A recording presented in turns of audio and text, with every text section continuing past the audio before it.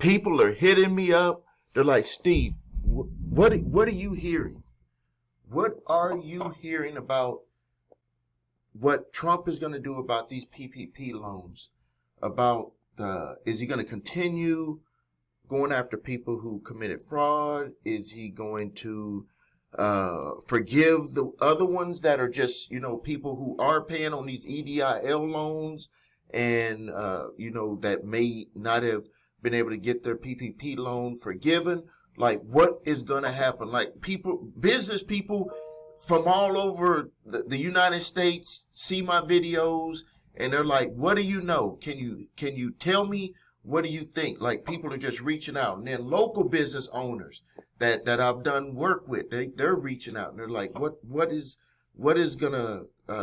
you think is gonna go on? And they believe that I'm an authority on this because I just dig into finding out what's really going on, not just out here to make videos.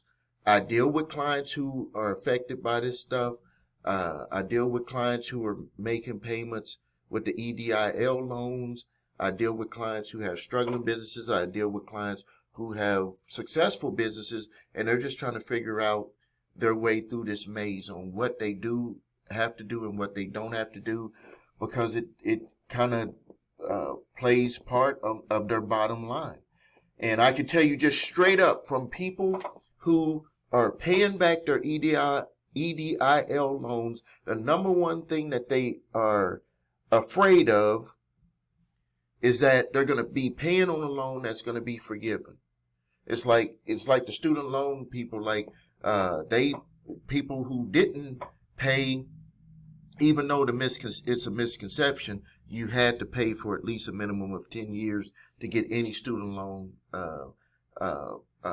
forgiven. But in the atmosphere, people think that people who never paid on their student loans were getting their loans forgiven. That's not happening. But with the EDIL loans, one of the things that a lot of business owners who did not make the payments on their loans, and these are people who came to me, so this is not a made up story.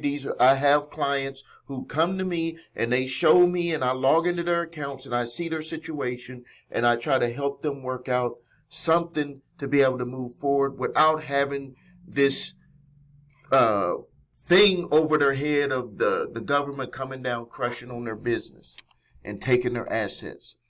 And so, but they're like, the number one thing that they're afraid of is that they're going to be making payments on something that's going to be forgiven. And it's like, why did I pay when it's going to be forgiven? My suggestions to them is that you should work out. There's a little button when you log into your account, and it gives you a payment amount that you can make. If you had that feeling, you can pay the minimum amount, and then they'll redo it, I think, after 6 months or a year, and then you can reapply to have that smaller payment. Or you could just choose to just make the regular payment. That's up to you. But so doing my research, I came across an article that was actually put out during the first Trump administration regarding what Trump did at the end of his term concerning PPP loans. So what I'm going to do is I'm going to minimize myself, because I know that you want to see the story more than you want to see me. Right here, it says an explosive new investigation from data from the Paycheck Protection Program, PPP, finds that in Donald Trump's final days in office, his administration rushed to eliminate oversight for loans which were flagged for potential fraud or further investigation, and white flags from nearly every one of those largest PPP loans, and white flags from nearly, so they took away the red flags from all of those. As the Project on Government Oversight, POGO, revealed in a report published Wednesday, over the course of several weeks before President Joe Biden was inaugurated, the Trump administration went on a spree of eliminating red flags of PPP loans, the majority of which went directly to personally enriched the richest Americans. Officials in Small Business Administration eliminated 2.7 million flags, 2.7 million flags between December 2020 and January 2021 as the administration was in its lame duck period. Special preference was given to the largest loans, which often also went to the largest corporations. On January 16, 2021, 4 days before President Joe Biden's inauguration, Trump's SBA wiped 99% of the special review flags, which were given out to every loan above $2 million for separate investigation purposes.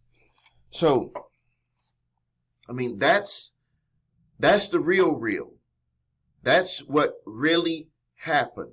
Not fake, not made up, not anything. And so, this is what I see as a huge problem. And with the clients that I deal with, very few went over $2 million. I think I had only one, and he was about 1.8, maybe. Wait, hold on. Let's see. 13.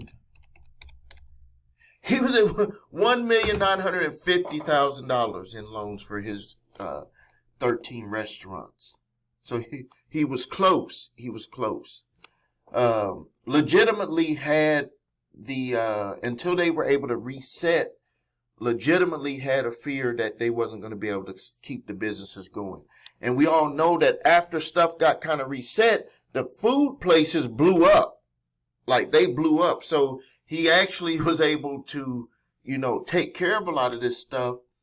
But during that middle period of time, everything was kind of unsure, and we didn't know, hey, grocery stores could do stuff, but how were restaurants and carry out and all of that going to be able to make that shift into being able to do their business? But this is what we see here. So my guesstimation, and this will be a huge test. This will be a huge test to see if President-elect Trump, will be a huge test to see how small business will be looked at under this administration. This will be a huge test. Will the red flags be taken away for the potential businesses that were potentially fraudulently getting the loans? Will they be taken away? And I'm not going to say which people should have taken fraudulent loans or anything. I'm just saying, if we're going to look at for what what was done for these huge businesses that were getting loans of $2 million and above, that were essentially forgiven. Like, they did not pay these loans back. These were forgiven. And then the red flags were taken out. Like, if you can imagine this, here's a red flag sitting here for this business. And we're going to take that red flag away. That means that we believe that there's nothing wrong with the way that they got that loan. We're taking that red flag away. That's what the Trump administration did before they passed the baton over to Biden's administration. But we can see that the red flags were not taken away for the small business people. Because who are they going after right now? Like, if we look at what the task of the SBA, what were they tasked to do? First, to save the economy by making the loans. Next, to come back around and say what loans should have been given out and what loans shouldn't be given out. Like, that's going to be the come back around part of all of the boomerang effect. And we see that the boomerang effect did not apply to any big businesses that they took the red flags away from. Name one big business that they've done anything to that got one. You might have heard something about the money that they got, but has anything happened to them? So now, name the small businesses where They even where they have to get looked at. Like one of my companies, I did get a PPP loan 100%. This is full transparent, 100% for my staffing company.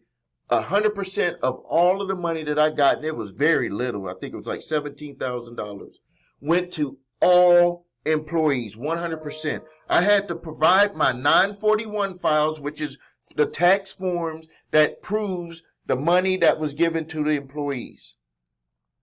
100%. Everything else to maintain electric, payroll services, all of that other stuff, that came out of my pocket when we were not making any money. Came out of my pocket. And that's my responsibility as a business person. I did do the PPP loan, but 100% went to their salaries. 100%. When we were making no money, 100% went to their salaries. And once we recovered, like I said, there was that period of time. Once we recovered, got on our feet, which took about a month to 2 months, I did not go and reapply to get any other loans. Did not go and reapply. I had even found out me as that I could have got one personally for my own income when we went through that great period. When I was looking and doing research on these sole proprietors and these business owners that got money for themselves, I didn't even do that. I was just always saying, we got to keep all of these employees going. No one get laid off. Take some money out of savings here. All of the money that we get from this business, let's make sure that they're doing, everybody is taken care of. That was my mode. And that's what I did. And I did not take another PPP loan. After we got on our feet, it 100% went to the employees. And when we got on our feet, we just kept business as usual. But I remember getting a call from an attorney. I do not recall if they were with the SBA, but they were with the federal government, and they made me get all of those documents. They made sure everything matched. They made sure taxes, everything, all of the stuff. And the way that the guy was questioning me, I was like, I got this stuff. I have this.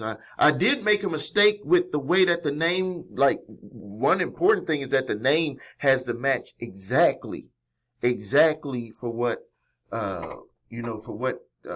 the loan was for, like the business name. And I was like making a mistake with a letter could throw stuff off because they're going to make sure that it matches with the EIN number. They're just making sure everything matches. And that's their job. But once everything matched and all of the stuff was right, I did the 941s, tax documents showing that everything was done for the employee. They forgave the loan.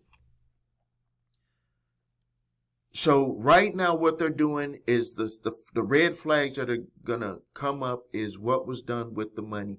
And the people who are not able to show how the money was utilized in all of those documents that they cannot provide to show what that PPP money was used for, or that EDIL money was used for, that the businesses really didn't exist, or whatever documents are missed, that's going to be the red flags that's going to start popping up. And all of these databases that they've put together where they're doing the beneficial owner information, the BOI now, that like all of these databases are being put together, and they're going to match, and they're going to start cross-checking.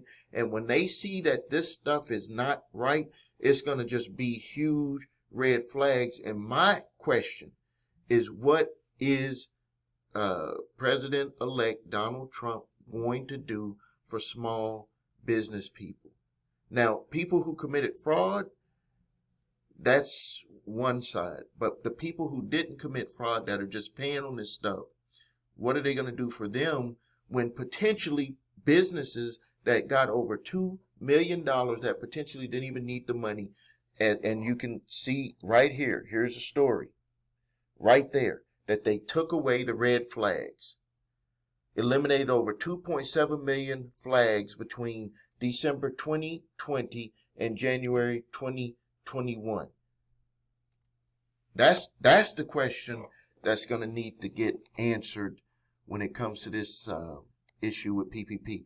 So now, if you have any issues with PPP loans, You can go to my website, thecreditrepairshop.com, and I'll give you, like, you just put in the live chat, and I'll just tell you my experience with dealing with my clients, my own personal experience.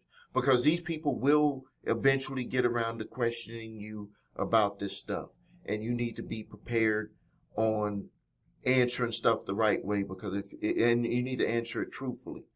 But some of the times you need to speak to someone that actually has dealt with these people. Like, there's a lot of people out there, and they've never spoken to one of these investigators. I personally spoke to an investigator for my company and passed the test. And I'll tell you exactly what they were looking for. If you need help with your credit, please visit us at thecreditrepairshop.com. Watch video what makes us different. So you can see my 8-point validation process, my 2-phase settlement process. If you need your credit reports and scores, go to the website your3scores.com. Grab your TransUnion, Equifax, Experian credit reports and all 3 scores. If you have debt collectors coming after you early in the game, grab my 3-pack of letters. Statute of limitations letter, debt validation letter, and cease and desist collection activities letter. Use the one that's appropriate for your specific situation. Please post your questions and comments. Thank you for your time. Subscribe to the channel. This is Stephen A. Williams, President and Founder of thecreditrepairshop.com.